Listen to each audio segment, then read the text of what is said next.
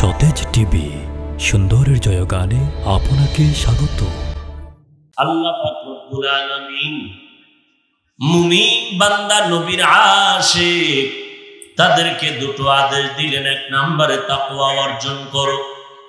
তাকওয়া মানে আল্লাহর ভয়। যারা আল্লাহকে ভয় করবেন তাদের নাম মুত্তাকি। তাকওয়া থাকার জায়গার নাম হলো অন্তর। আল্লাহর ভয় অন্তরে জমা করে নাও। দ্বিতীয় আদেশ করলেন জবানকে কন্ট্রোল করো, হেফাজত করো। আল্লাহ তাআলা জবানকে হেফাজতের কথা কেন বললেন?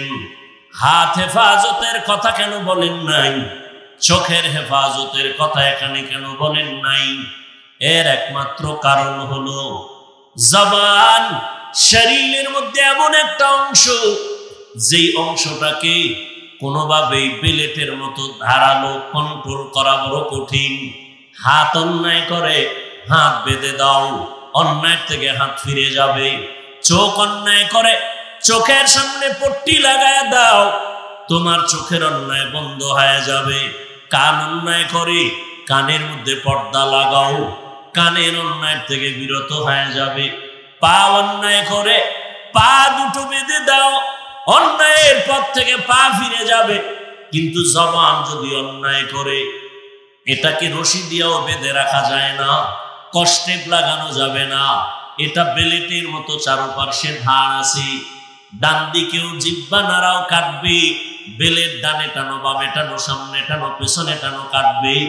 জবান এমন একটা বেলেটের মতো ধারালো অস্ত্র, ডানে তুমি আওয়াজ দাও সেখানেও কাটা, বাম দিকে জিহ্বা ঘুরাও সেখানেও তোমার অস্ত্র কাজ করে, সামন দিকে জিহ্বা নাড়াও অস্ত্র কাজ করে, ভেতরের দিকে তোমার অস্ত্র কাজ করে। জিহ্বা এমন একটা অস্ত্র, এই জিহ্বা নাড়াইয়া যদি তুমি বলো লা ইলাহা ইল্লাল্লাহ, সাথে সাথে তোমার নামটা মুমিনদের খাতায় লেখা হয়ে যাবে। আবার এই জিহ্বাটা নাড়াইয়া যদি আমার আল্লাহর বিরুদ্ধে কথা বলো, নবীর বিরুদ্ধে কথা বলো, কোরআনের বিরুদ্ধে কথা বলো, মদিনার বিরুদ্ধে কথা বলো, তোমার অস্ত্র এই জবানের দ্বারা তোমার সাথে সাথে মুমিনের খাতার থেকে নামটা কাটা যাবে। যেই জবানে একবার কালেমা পড়ার দ্বারা বান্দার ঈমান চলে আসলো, ওই জবান কালেমার বিপরীতে একটা কথা বলার কারণে সাথে সাথে তার ঈমানটা চলে গেল। এই জবানের একটা কথা অপরিচিত একটা মেয়েকে যদি বলে কবুল, সাথে সাথে জীবন সঙ্গিনী হয়ে গেল, নিজের আপন স্ত্রী হিসাবে গ্রহণ হয়ে গেল।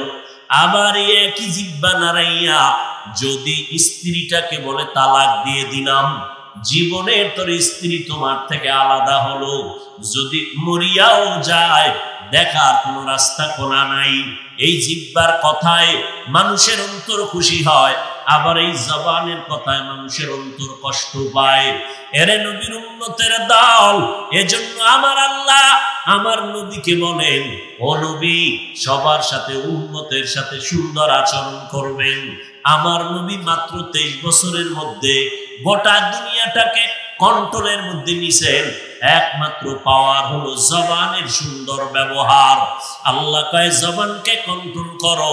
হাত অন্যায় করলে বাধা যায়, চোখ অন্যায় করলে পট্টি লাগানো যায়। জিহ্বাটা যদি অন্যায় করে, এই জিহ্বাটারে পট্টি লাগানো যায় না, কষ্টে লাগানো যাবে না, রশি দিয়ে বাঁধাও যাবে না। বলে তো জিহ্বাটারে আটকানো যায় কেমনে? বলে জিহ্বা আল্লাহর দেওয়া একটা অস্ত্র, এটাকে কন্ট্রোল করার অস্ত্র দিয়েছেন আমার আল্লাহ। ওই অস্ত্রের নাম হলো আল্লাহর ভয়, তাকওয়া।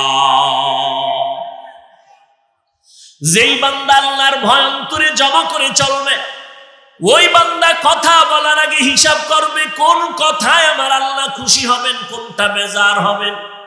বান্দা জবানকে কন্ট্রোল করবে তাকওয়ার মাধ্যমে। আল্লাহর ভয়, ভয়টা এমন একটা মেডিসিন। মা বাবাকে সন্তান ভয় করার কারণে অন্যায় করে না, শিক্ষকের প্রতি ছাত্র ভয় থাকার কারণে অন্যায় করে না। ঠিক যেই বান্দা বান্দি আল্লাহকে ভয় করবে, ওই বান্দা জবানকে হেফাজত করে কথা বলবে।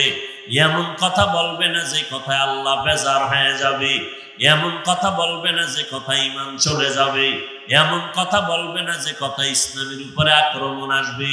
জবানটাকে কন্ট্রোল করো, বলে কেমনে করি? মোলামায়ে কেরাম লিখেছেন মৌলিক কয়েকটা গুনাহ থেকে জবানকে কন্ট্রোল করো আর মৌলিক কয়েকটা নেক আমল করো। দেখবা জবানটা যখন একটা কাজে ব্যস্ত হয়ে যাবে তখন গুনাহ থেকে জবান বাঁচানো কষ্ট হবে না। ইয়া আইয়ুহাল্লাযীনা আমানু ইত্তাকিল্লাহ ওয়া কুলু কওলান সাদীদা ইউসলিহ লাকুম আ'মালাকুম ওয়া ইয়াগফির লাকুম যুনুবাকুম। কি কথা বলতেছিলাম মনে আছে? জবানকে হেফাজতের কথা। মৌলিক কয়েকটা গুনাহ থেকে জবানকে হেফাজত করো, আবার মৌলিক কয়েকটা নেক আমল করো, জবানটা কন্ট্রোল হয়ে যাবে। আল্লাহ তাআলা বলেন জবান কন্ট্রোলের জন্য আমার ভয় তোমার অন্তরে জমা করো, তাকওয়া অর্জন করো। তাকওয়া অর্জন কেমনে করবা? আল্লাহর ভয় যাদের অন্তরে আছে তাদের সাথে সম্পর্ক লাগাও। জবানটাকে মৌলিক কয়েকটা গুনাহ থেকে বাঁচায় নাও। 1 নাম্বার, মিথ্যা কথা থেকে জবানকে বাঁচাও। মিথ্যা কথা বলা হারাম না হালাল? ওয়াইলু ইয়াউমাইযিল লিল মুকাজ্জিবিন, ওয়াইলু ইয়াউমাইযিল লিল মুকাজ্জিবিন, ওয়াইলু ইয়াউমাইযিল লিল মুকাজ্জিবিন।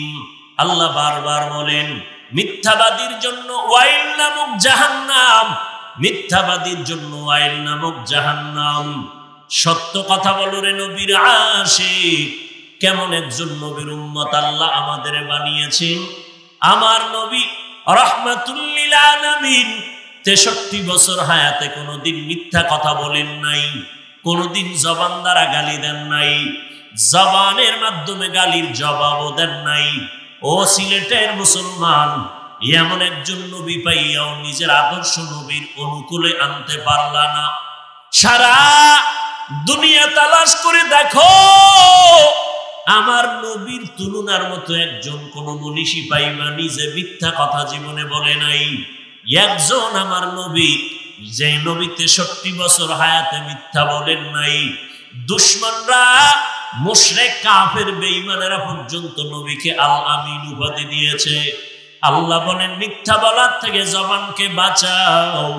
ক্বালান নবিয়্যু সাল্লাল্লাহু আলাইহি ওয়া আলিহি ওয়াসাল্লাম ইয়াকুম ওয়াল কিযব ফাইন্নাল কিযবা ইয়াহদি ইলাল ফুজুর ওয়া ইন্নাল ফুজুরা ইয়াহদি ইলান নার। পয়গম্বর বলেন মিথ্যা থেকে জবানকে বাঁচাও, পরিণাম ফলে তোমাকে মিথ্যা চূড়ান্ত খারাপের রাস্তায় নিয়ে যাবে। খারাপের পরিণাম ফল জাহান্নামের আগুন। এরে নবীর উম্মতের দল, 1 নাম্বার জবানটাকে মিথ্যা কথা থেকে বাঁচাও। 2 নাম্বার জবানকে গালাগালি থেকে বাঁচাও। গালি দেওয়া হারাম। জমিনের কেউ গালি পছন্দ করে না, মিথ্যা কথা পছন্দ করে না।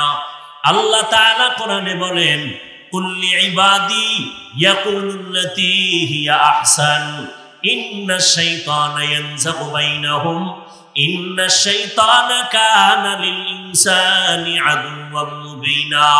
হে নবী, কাফেরদের সাথে মুমিনরা যেন কখনো খারাপ আচরণ না করে, মুমিনরা যেন কাফেরের সাথে ভালো আচরণ করে। কারণ যদি খারাপ আচরণ করে শয়তান মুমিন আর মুসলমান কাফেরের মাঝখানে থাইকা ঝগড়া লাগায় মুমিনের ক্ষতি করবে।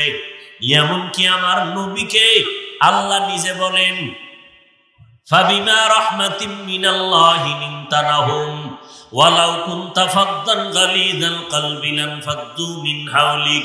ও পয়গম্বর, আপনার অন্তর যদি আঁকা বাঁকা হতো, আপনার অন্তর যদি কর্কশ লাইনের হতো, মানুষ আপনার কাছে আসতো না, সব আপনার থেকে আলাদা দূরে ভেঙে যেত।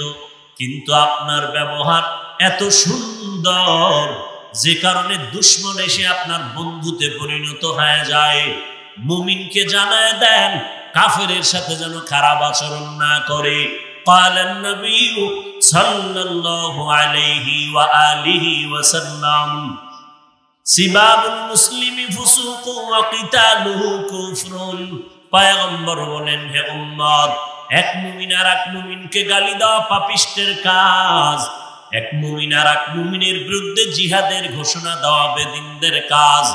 গালি দেওয়া হারাম, আল্লাহর কোরআন বলে হারাম, নবীও বলেন হারাম। মুসা নবী ফেরাউনের দাওয়াত দিতে রওনা। আল্লাহ মুসা নবীকে ডেকে বলেন ফাকুলু কাওলান ফাকুলা কাওলান লাইয়িনান লাআল্লাহু ইয়াতাযাক্কারু আও ইয়াখশা। আল্লাহ তাআলা বলেন, ও মুসা এবং হারুন, ফেরাউনের দাওয়াত দিতে যখন যাইতেছো, ফেরাউনের সাথে খারাপ আচরণ করবা না, লাইয়িনান ব্যবহারটা নরম করবা। আল্লাহ ভালো করে জানেন ফেরাউন কোনোদিন কালেমা পড়বে না। এরপরেও আমার আল্লাহ মুসা নবীকে বলেন ফেরাউনের সাথে নরম ব্যবহার করবেন। নরম ব্যবহার করলে ফেরাউনের কাছে দুইটা ফায়দা হবে। হয়তো ফেরাউন চিন্তা করবে মুসা কি বলল, না হয় অন্তরের মধ্যে ভয় আসবে। মুফতি শফি রহমাতুল্লাহ আলাইহি, বর্তমান তকি ওসমানী দামাত বারাকাতুহুমের আব্বাজান, তিনি এই আয়াতের ব্যাখ্যায় বলেন, ও দুনিয়ার মানুষ, তোমরা যারা উম্মতের বয়ান করো দায়ী হইয়া, বলো তোমরা কি মুসা নবীর থেকে বড় দামি বক্তা? আর যাদের বয়ান করতেছো শ্রোতা, এরা কি ফেরাউনের থেকে খারাপ?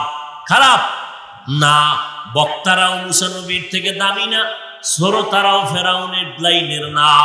এরা সবাই মুমিন, এরা আল্লাহ মানে, নবী মানে, কোরআন মানে, হাদিস মানে, কিয়ামত মানে, আলেমদের কলিজা দিয়া মোহাব্বত করে। না হয় অবরোধের ভেতরে এই সিলেটের জমিনে এত মুসলমান এখানে না খাইয়া বসে থাকতো না, ঠিক কিনা বলেন?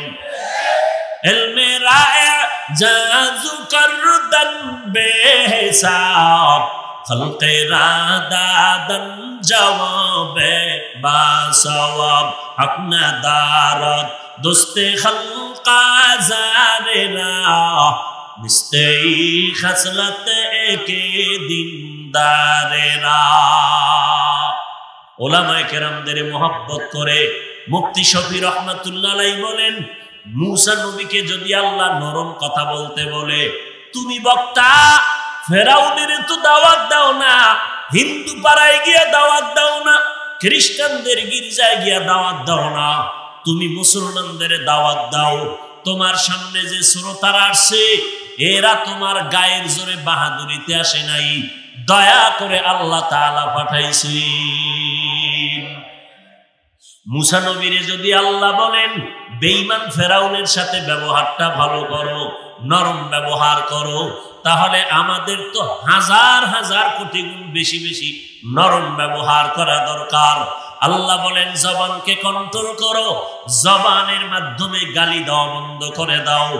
এমন কথা বলবা না মানুষের অন্তরে যেন কষ্ট যায়, এমন আওয়াজ দিবা না। লা তামুদ্দান্না আইনাইকা ইলা মা মাত্তা'না বিহি আজওয়াজাম মিনহুম ওয়া লা তাহজান আলাইহিম ওয়াখফিজ জানাহাকা লিল মুমিনিন।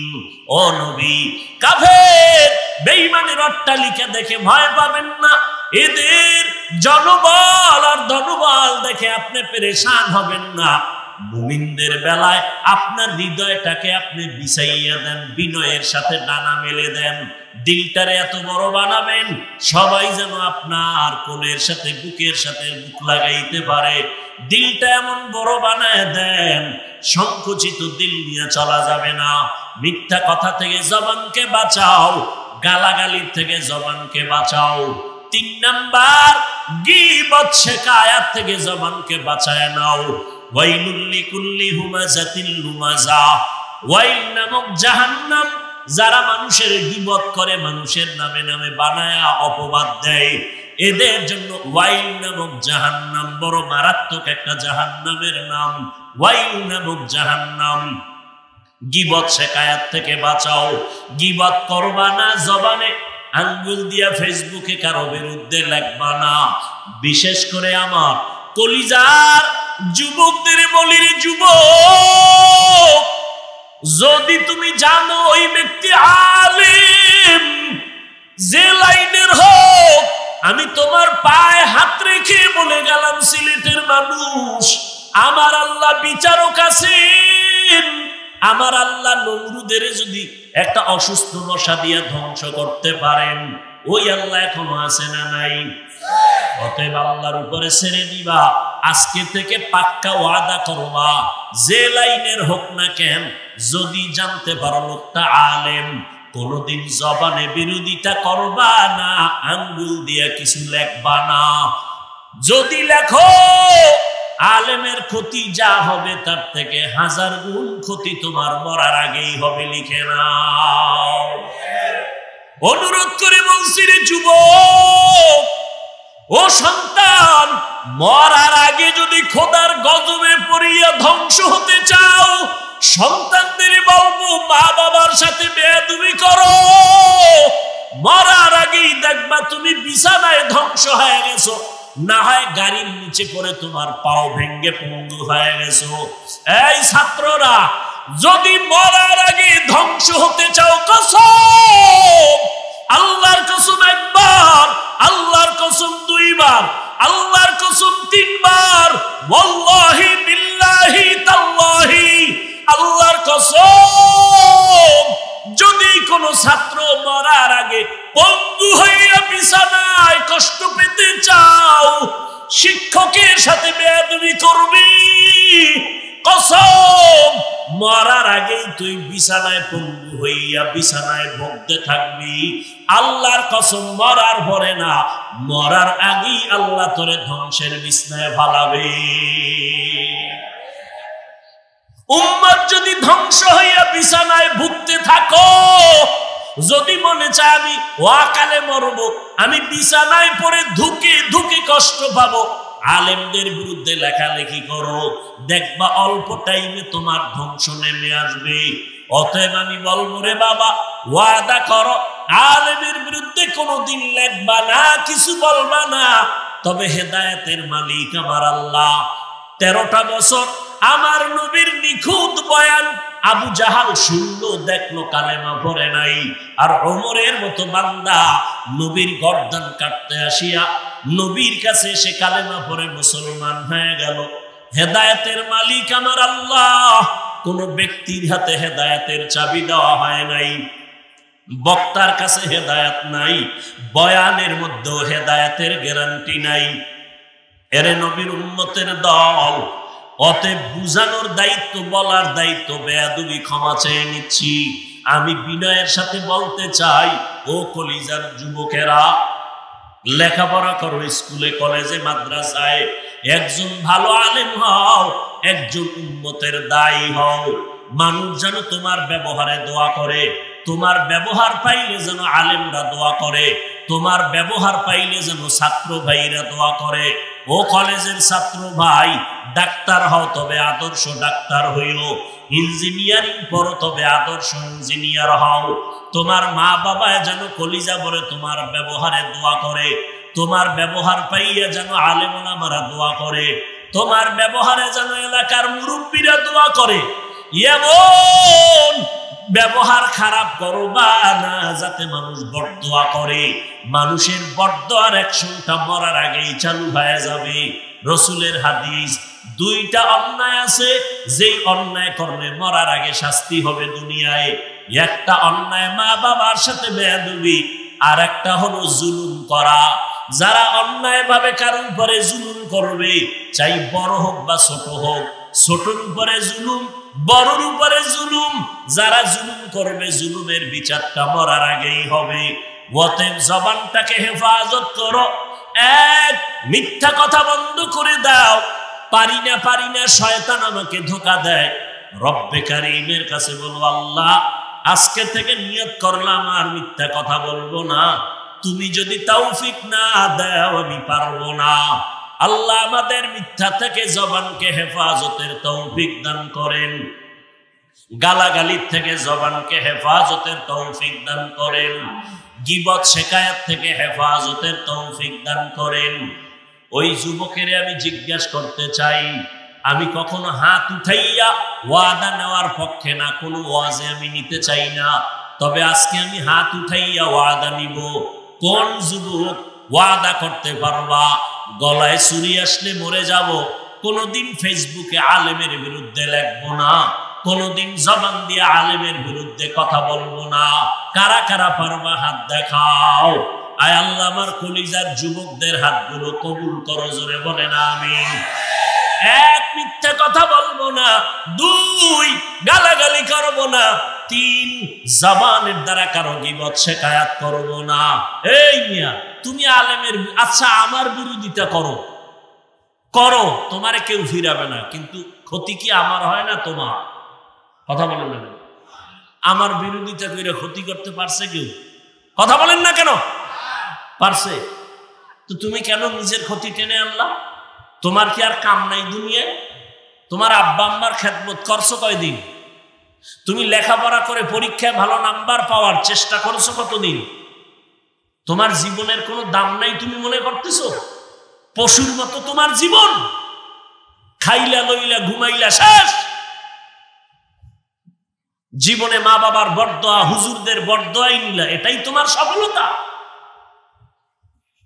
বরদোয়া হাত উঁচু করে করতে হবে না।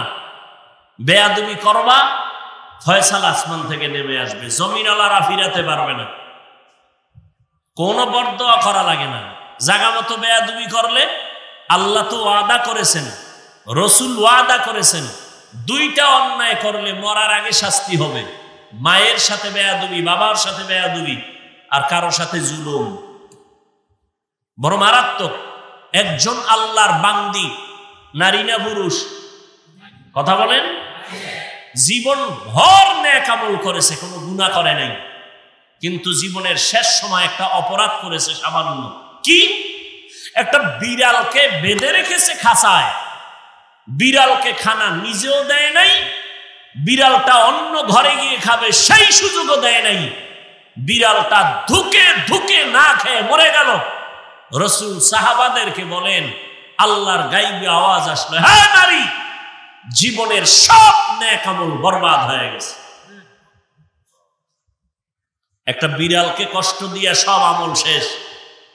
আর আপনি আলেমকে কষ্ট দিবেন, মা বাবাকে কষ্ট দিবেন, মুরব্বীদের কষ্ট দিবেন, আল্লাহ ছেড়ে দিবেন না, এটা ভাবার কোনো সুযোগ নেই। আল্লাহ হেদায়েত দান করুন। ভাইরা আমার, এক নাম্বার মিথ্যা বলবো না, গালাগালি নাই, গীবত শিকায়াত করব না। ওয়াইলুল লিকুল্লি হুমাযাতিল লুমাযা। জবানকে তিনটা গুনাহ থেকে বাঁচাইয়া মৌলিক কয়েকটা নেক আমল চালু করে দাও। যখন গেলাসটা খালি, খালি গেলাসের মধ্যে অন্য কিছু বসবে, যখনই পানি থাকবে এখানে আর কিছু ঢুকতে পারবে না। জবানের মধ্যে যখন নেক আমল চালু রাখবা, গুনাহ করার আর সাহস থাকবে না, সুযোগ পাবে না। জবানের মাধ্যমে নেক আমল চালু করো। এক নাম্বার, কোরআনের তেলাওয়াত। হাঁটতে চলতে উঠতে বসতে তেলাওয়াত করো। আলহামদুলিল্লাহি রাব্বিল আলামিন আর রহমানির রহিম মালিকি ইয়াউমিদ্দিন। এই সূরাটা পারেন না? পারেন না? পড়বেন, এক অক্ষরে 10 নেক। সুবহানাল্লাহ। না কোরআন তেলাওয়াত। ইন্না আতাইনা সূরা পারেননি? পারেননি? প্রতিদিন পারলে আসরের পরে, না হয় ফজরের পরে এই সূরাটা পড়বেন 41 বার। 11 বার আগে দুরূদ শরীফ, পরে দুরূদ শরীফ। ইনশাআল্লাহ এই সূরাটার আমলে আপনার বিবাহের সমস্যা যাদের আছে আল্লাহ সমাধান করে দিবেন। সূরা কাউসারের আমল করবেন কন্টিনিউ আজমতের সাথে। আজমত বুঝেননি? নামাজ না পড়লেও সূরার আমল ছাড়া যাবেন না। হ্যাঁ, কুল হুয়াল্লাহ সূরা পারেননি? আগে 5 বার দুরূদ শরীফ, পরে 5 বার দরুদ শরীফ, মাঝখানে 50 বার সূরা ইখলাস পড়বেন প্রতিদিন এক টাইমে। যেদিন যে টাইমে পড়েন প্রতিদিন এক টাইমে। যদি পারেন ফজরের নামাজের সুন্নাত পড়ে ফরজ নামাজের আগে হাতের মধ্যে একটা তসবিহ নিয়ে 41 বার আলহামদু সূরাটা পড়বেন। 11 বার দরুদ শরীফ পড়বেন, পরে 11 বার দরুদ শরীফ। এক গ্লাস বা একটা জগের মধ্যে পানি নিয়ে প্রতিবার সূরা দিয়ে পড়ে পড়ে ফু দিবেন। আগামীকাল ফজর পর্যন্ত এই পানিটা ঘরের সবাই পান করবেন। আল্লাহর ওয়াদা, এই সূরায়ে ফাতিহার নাম হলো সূরাতুশ শিফা, সব রোগের ঔষধ। এই পানি পান করবেন, আল্লাহ তাআলা আপনার রোগ থেকে মুক্তি দান করবেন।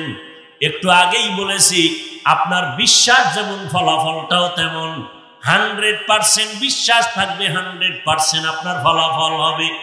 জবানের মধ্যে নেক আমল চালু করবেন। 1 নাম্বার কোরআনের তেলাওয়াত। পর্দার আড়ালের আম্মা জানেরা আসেনি? আরে আম্মা জান, আপনারা বেশি বেশি কোরআন তেলাওয়াত করেন। পুরুষেরা ব্যস্ত, সময় হাতে কম। আপনাদের মর্যাদা অনেক বেশি, আপনাদের ব্যস্ততা কম। ঘরের মধ্যে থাকবেন, সন্তানের হক আদায় করে লালন পালন করবেন, স্বামীর মাল হেফাজত করবেন, ফজরের নামাজ পড়ে সূরা ইয়াসিনটা তেলাওয়াত করবেন, জোহরের নামাজ পড়ে সূরাতুর রহমান তেলাওয়াত করবেন, আসরের নামাজ পড়ে আম্মা ইয়াতাসাআলুন সূরাটা তেলাওয়াত করবেন, মাগরিবের নামাজের পরে সূরা ওয়াকিয়া তেলাওয়াত করবেন, এশার নামাজের পরে সূরাতুল মুলক তেলাওয়াত করবেন, তাবারাকাল্লাযী বিয়াদিহিল মুলক। কমপক্ষে 5 ওয়াক্ত নামাজের পরে 5টা সূরার আমল করবেন। যদি পারেন আরো সূরা পড়বেন। 5 ওয়াক্ত নামাজে তেলাওয়াত চালু রাখেন। নাম্বার 2, হাঁটতে চলতে উঠতে বসতে আল্লাহর নামের জিকির করবেন। কার জিকির? জিকির কি ফিসাবরা করবে? আল্লাহর বান্দা মুমিন যারা তারা জিকির করবেন। আল্লাহর নামে যত জিকির এই জমিনের মধ্যে আছে, এর মধ্যে উত্তম জিকির হলো লা ইলাহা ইল্লাল্লাহ, লা ইলাহা ইল্লাল্লাহ, লা ইলাহা ইল্লাল্লাহ।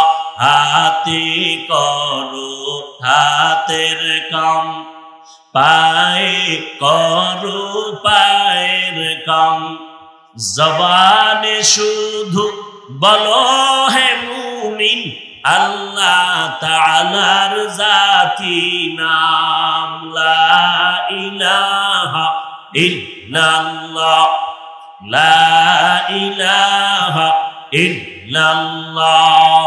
মুফাসসিরিনে কেরাম লিখতেছেন, আল্লাহর জিকিরের মধ্যে লা ইলাহা ইল্লাল্লাহ হলো এটা সবথেকে উত্তম জিকির। আর আল্লাহর তাসবিহ পড়ো, তাকবীর পড়ো, তাহলিল পড়ো। বলে 4টা মিলাইয়া একটা জিকির আর তাসবিহ তাহলিল বানাও। তাসবিহ, তাহলিল, তাকবীর, এরপরে তাহলিল, এভাবে পড়ো। আল্লাহর নামের তাসবিহ সুবহানাল্লাহি ওয়ালহামদুলিল্লাহি ওয়ালা ইলাহা ইল্লাল্লাহু আল্লাহু আকবার। এটা দামি জিকির। লা ইলাহা এর মধ্যে আছে না? আছে। সুবহানাল্লাহি ওয়ালহামদুলিল্লাহি ওয়ালা ইলাহা ইল্লাল্লাহ ওয়াল্লাহু আকবার। এই জিকিরটা করবেন, তাসবিহ হয়ে যাবে, তাহমিদও হয়ে যাবে, তাহলিলও হয়ে যাবে, তাকবীরও হয়ে যাবে। আল্লাহর তাসবিহ পড়া হবে, গুণগান হবে, আল্লাহর নামের তাকবীর হবে, আল্লাহর নামের উত্তম জিকিরটা হবে। এই 4টা শব্দ মিলাইয়া এরপরে এটার আমল করবেন। প্রতিদিন সময় আছে, কথা নাই, এইটা আমল করেন। সুবহানাল্লাহি ওয়ালহামদুলিল্লাহ ওয়ালা ইলাহা ইল্লাল্লাহ ওয়াল্লাহু। পারবেন না? কপাল খুললে পারবেন, মুখস্থ করে নেবেন। কয়টা গেল? জিহ্বার আমল গেল কয়টা? গেছে, ভুলে গেছে 2 মিনিট। 1 নম্বরে কোরআনের তেলাওয়াত, 2 নম্বরে আল্লাহর নামের জিকির, 3 নম্বর নবীজির উপরে দরুদ ও সালাম। কার উপর? দরুদ কম হবে না বেশি? হাঁটতেছেন দরুদ পড়বেন, বসে আছেন দরুদ পড়বেন, বিছানায় শুয়ে আছেন ঘুম আসে না দরুদ পড়বেন। হুইয়া হুইয়া দরুদ পড়লে গুনাহ হবে কি? বাঙালি জেলাফি না পাইলে দরুদ পড়ে না, ঠিক নি? অথচ মসজিদে ঢুকবেন দরুদ, বের হবেন দরুদ। দুনিয়ার জমিনে যত দোয়া আছে দরুদ লাগবে। মদিনার নবী বলেন ওই দোয়া আল্লাহর কাছে পৌঁছবে না যেই দোয়ায় দরুদ থাকবে না। মসজিদে ঢুকবেন, দোয়ার আগে দরুদ পড়বেন, বিসমিল্লাহি ওয়াসসালাতু ওয়াসসালামু আলা রাসূলিল্লাহ আল্লাহুম্মা ইফতাহলি আবওয়াবা রাহমাতিক। আবার বের হবেন বিসমিল্লাহি ওয়াসসালাতু ওয়াসসালামু আলা রাসূলিল্লাহ আল্লাহুম্মা ইন্নী আসআলুকা মিন ফাদলিক। খারাপ লাগে না? আমল করতে ভালো লাগে না? জেলাপি খাইতে খুব মজা, হেন কিলাকিলি করে খাওয়ার জন্য, আছে না নাই? ডাক্তার বলছে মিষ্টি খাওয়া হারাম, হে সবে বরাতে গেছে জেলাপি খাইতে মসজিদের ভিতরে, খাওয়ানি লাগবে, নাম দিছে তবারক, খাইলে মোবারক হয়ে যাবে। আল্লাহ হেদায়াত দান করুন। 3 নাম্বার জবানের আমল দরুদ। 4 নাম্বারে আর একটা আমল আছে, কইতাম নি? করবেন, করলে খুব, নাইলে হুদা কয়া লাভ আছে।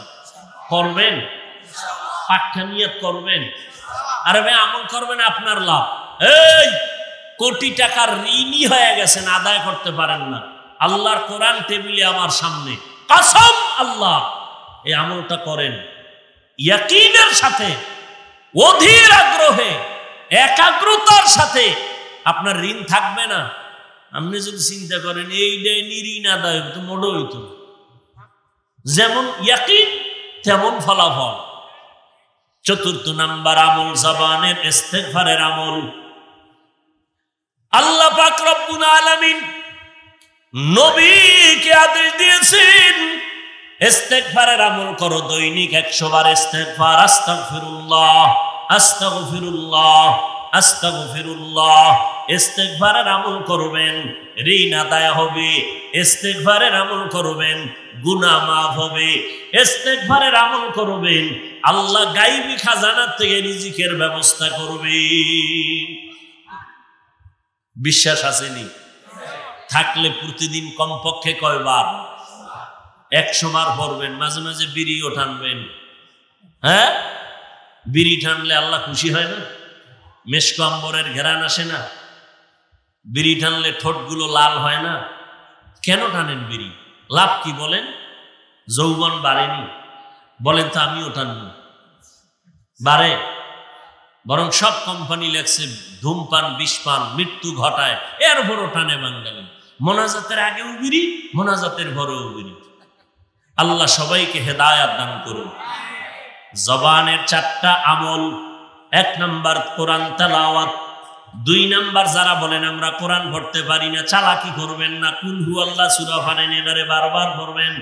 ইন্না আতাইনা সূরা পড়েন, এটারে বারবার পড়বেন। আলহামদু সূরা পড়েন, বারবার পড়বেন। পারবেন না ইনশাআল্লাহ? 2 নাম্বার আল্লাহর নামের জিকির। মনে আসেনি? আমার সাথে বলেন তো সুবহানাল্লাহি ওয়ালহামদুলিল্লাহ ওয়া লা ইলাহা ইল্লাল্লাহ ওয়াল্লাহু আকবার, এটা পড়বেন। এরপরে দরুদ শরীফ, লম্বাটা না পারলে ছোট আকারে সাল্লাল্লাহু আলাইহি ওয়াসাল্লাম সাল্লাল্লাহু আলাইহি ওয়াসাল্লাম সাল্লাল্লাহু আলাইহি ওয়াসাল্লাম। একবার পড়বেন, 3টা পুরস্কার, 10টা গুনাহ মাফ হবে, 10টা নেক আমল নামায় যোগ হবে। আল্লাহর আদালতে 10 গুণ মর্যাদা বেড়ে যাবে। এরে যুবক আল্লাহর গোলাম, কয়দিন আর দুনিয়াতে বাহাদুরি করবা? একটুখানি নেকির তরে রোজ হাসরের মাঠেতে বাবা ঘুরবে ছেলের পিছে, ছেলে বাবার আগেতে। আহাতে মন কঠিন দিনেতে নামাজ তোমায় ভুলবে না, ঠিক মতো পড়িলে নামাজ জান্নাত তোমার ঠিকানা। নামাজ লাগবে নি? সপ্তাহে 1 দিন না প্রতিদিন? কয় ওয়াক্ত? মাঝে মাঝে ছেড়ে দেওয়া যাবে 2-1 ওয়াক্ত। না বলার পরেও যদি ছেড়ে দেন, ফিডার ওজনটা কত হবে? ফেরেশতারা লিখে নিছে আল্লাহ। এমসি কলেজ মাঠে সবাই সাক্ষী দিছে নামাজ প্রতিদিন 5 ওয়াক্ত। হুজুর জিগাইলো ছেড়ে দেওয়ার সুযোগ আসেনি? সবাই সাক্ষী দিল না, সুযোগ নাই। পয়গম্বর বলেন বাইনাল আবদি ওয়া বাইনাল কুফরি তারকুস সালাহ, বেঈমান আর মুমিনের মধ্যে ব্যবধান হলো নামাজ। বেঈমানেরা নামাজ পড়ে না, মুমিনেরা নামাজ ছাড়ে না। এরে যুবক, 5 ওয়াক্ত নামাজ পড়িও, স্কুলে পড়ো, কলেজে পড়ো, চাকরি করো, ব্যবসা করো, বাধা নাই। আমাদের মতো হুজুর হওয়ার দরকার তোমার নাই। যেখানেই থাকো 5 বেলার নামাজ আদায় করো, মা বাবার খেদমত করো, ওলামায়ে কেরামের পরামর্শ নিয়ে চলো। তোমার মতো যুবক স্কুল কলেজে পড়ে 5 বেলার নামাজি আছে না নাই? তোমার বিবেকটাকে জিজ্ঞাসা করো, তুমি কেন পারবা না? আল্লাহর কোরআনটাকে মিথ্যা মনে করেছো, নবীর কথা কি মিথ্যা মনে করেছো রে বাবা? তোমার মতো যুবক র‍্যাব, আর্মি, পুলিশ, বিডিআর এর নামাজ পড়ে, চাকরি করে 5 ওয়াক্ত নামাজ পড়ে আছে না নাই? রাস্তায় গাড়ি চালায় ড্রাইভার 5 ওয়াক্ত নামাজি আছে না নাই? তুমি কেন পারবা না? ও বুড়া বাবাজিরা, আপনার মতো কত দাড়িওয়ালা বুড়া লাঠি দিয়ে ভর করে করে মসজিদে গিয়া 5 ওয়াক্ত নামাজ পড়ে, আপনি কেন পারবেন না? ও পর্দার আড়ালের আম্মা জান, আপনাদের কত কত দামি মা ঘরে আছে, 5 বেলার নামাজ পড়েন, তাহাজ্জুদ নামাজও পড়েন, এমন মা ঘরে অভাব নাই, স্বামীর মাল হেফাজত করেন, সন্তানটাকে আদর্শওয়ালা বানানোর মেহনত করেন। এরে আম্মা জান, আপনাদের এত সম্মান আল্লাহ দান করেছেন, সারা রাত বয়ান করলে শেষ হবে না রে মা। এই স্টেজের মধ্যে 4টা ছেলেকে পাগড়ি দেওয়া হলো কোরআনের হাফেজ। এদের মা বাবার কপাল কত ধন্য, ওই মা বাবার জীবন কত ধন্য।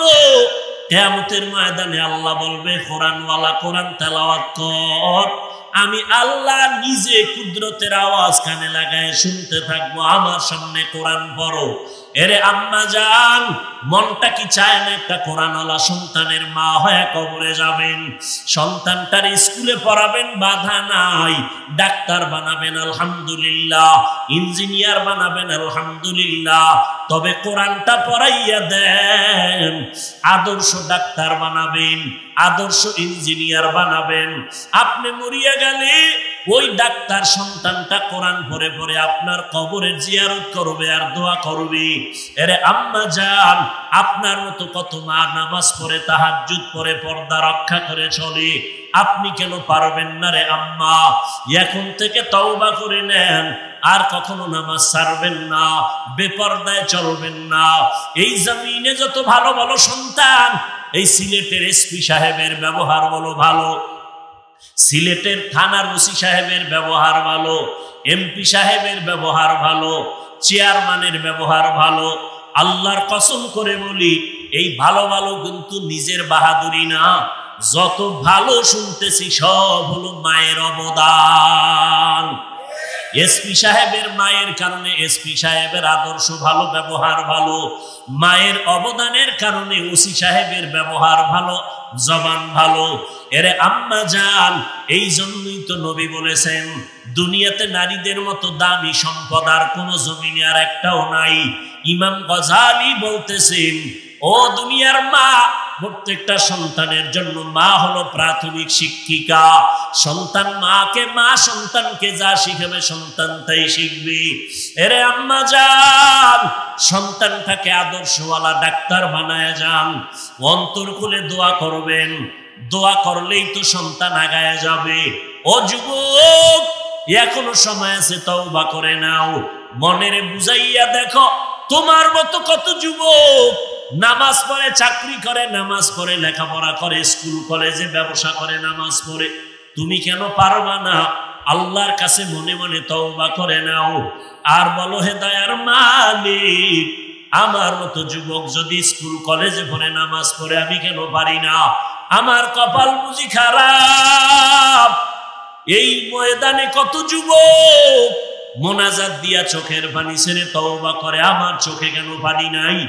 গুনার কারণে আল্লাহ বেজার, আমার মা বাবা বেজার হয়ে গেল। ও যুবক, তাড়াতাড়ি রেডি হয়ে যাও, কোন দিন মরণ হবে জানা নাই, তওবা করে নাও, মা বাবার থেকে দোয়া নিয়ে সামনে আগাও, উলামায়ে কেরামের দোয়া নিয়ে, পরামর্শ নিয়ে চলো, মনের বুঝাইয়া তৈরি হও। মরিয়া গেলে যাব, হায়াতের মালিক আল্লাহ, রিজিকের মালিক আল্লাহ, ইজ্জতের মালিক আল্লাহ। মরিয়া গেল নামাজ ছাড়বা না, দাড়ি কাটবা না, বেপরদায় চলবা না, মা বাবারে কষ্ট দিবা না, কারণ মা বাবার চোখের পানি আর দোয়ার কারণে তুমি পরীক্ষায় ভালো নাম্বার পেয়েছো। মা বাবার চোখের পানি আর দোয়ার কারণে তুমি আজ সম্মানের চেয়ারে বসছো। ওই মা বাবার কত চোখের পানি আর দোয়ার কারণে আজ আমি চেয়ারে বসলাম। ওই মা বাবার দোয়া ছাড়া আগানো যাবে না। অতএব মা বাবার দোয়া নাও, উলামায়ে কেরামের পরামর্শ নিয়ে নবীর সুন্নাত অনুযায়ী চলো, আর আল্লাহর কাছে ওয়াদা করো, ও দয়ার মালিক আজকে থেকে তওবা করলাম। এই জীবনে যৌবনের তাড়নায় কত গুনাহ করলাম, মনে চাইছে পার্কে যাবা, দৌড়ায় গেছো, কেউ বাধা দিছে মানো নাই। এখন থেকে তওবা করে নাও। তবে সবার কপালে তওবা নসিব হবে না, সবাই আল্লাহর কাছে তওবা করতে পারবে না। আবু জাহালের মতো কিছু মানুষ শক্ত অন্তরের নিয়ে বয়ানে আসছে, হাজারো বয়ানে দিলটা নরম হবে না। বয়ানের পরে বাজে কথা বলে বলে নিজের গুনার পাল্লা ভারী করবে। আর একদল ওমরের মতো মেজাজওয়ালা গুনাহ নিয়ে ময়দানে ঢুকার পর কবরের কথা যখন স্মরণ হবে, মরণের কথা স্মরণ হবে, হঠাৎ করে মাথাটা নত করে কান্না শুরু করবে। আল্লাহকে বলবে, আল্লাহ আমার গুনার কারণে বুঝি তুমি বেজার, আমার গুনার খবর আমার মা বাবায় জানে না, যদি জানতো আমাকে আপন মনে করে সামনে নিত না, কাছে নিত না, ধিক্কার জানাইতো। আল্লাহ তুমি আমার গুনার খবর জানার পর একবারও রাগ করে পানি বন্ধ করো নাই। আজকে আমি তোমার কাছে কৃতজ্ঞতা প্রকাশ করে তওবা করি, মরিয়া গেল আর দাড়ি কাটবো না, নামাজ ছাড়বো না, বেপরদায় চলবো না, মিথ্যা বলবো না, গীবত শেখায়াত করবো না। তওবা করার মতো যদি কারো নিয়ত হয়, অন্তরে মুনাফিকি যদি না থাকে, খাঁটি তওবার নিয়ত যাদের আছে, দুটো হাত আমার আল্লাহকে দেখাইয়া দাও। আয় আল্লাহ হাতগুলো কবুল করে নেন, তওবা কবুল করে নেন, তওবার উপরে মজবুত হইয়া চলার মতো তৌফিক দান করেন, আমিন।